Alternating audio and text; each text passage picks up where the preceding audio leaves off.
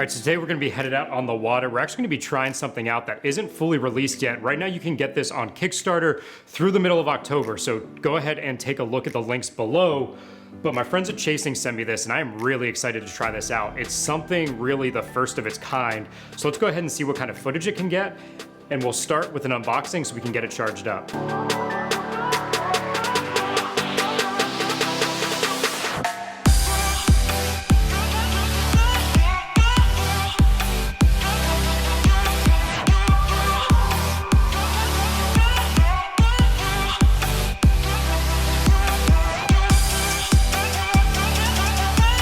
So that was a really nice unboxing experience. You can see it's very simplistic. It was packaged well. It comes with a nice case.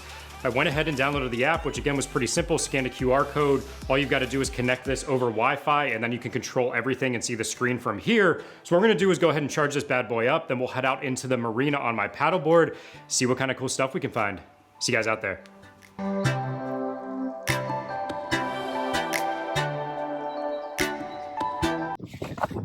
All right, so real quick on the record, there's a lot of things that could go wrong right now. I've never used this and the Insta360 is not waterproof, but let's dive in. All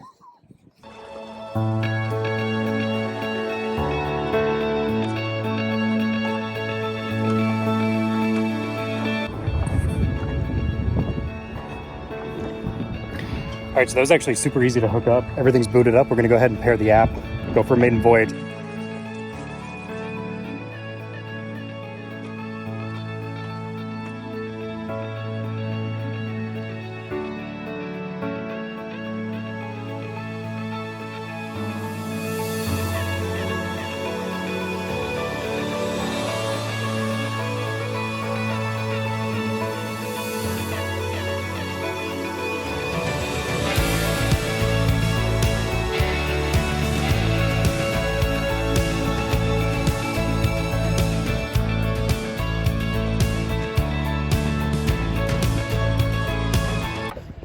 I would say for a maiden voyage, that was pretty good. I think I have some other ideas. We'll head out before the sun hopefully sets here, try to get some more scenes. I want to try to find some fish as well.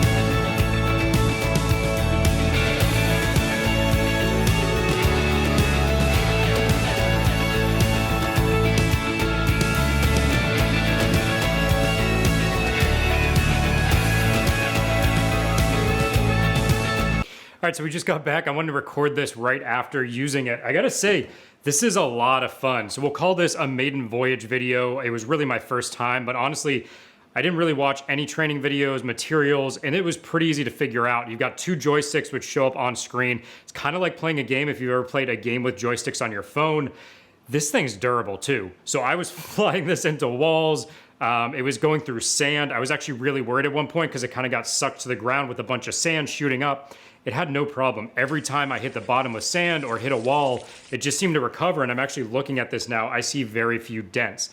The only thing that happened to me was the plug back here actually got some sand in it and I couldn't undo it at the beach. So what I did was I put it in the water, kind of shook it around, and that got the sand loose, and then I was able to unscrew it.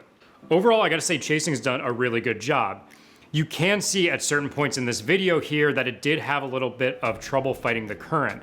That being said, I had it technically in ocean. We were at the beach, it was a marina, so there's a lot of current going on. On my paddleboard itself, I was having a lot of trouble just keeping myself trying to stay put.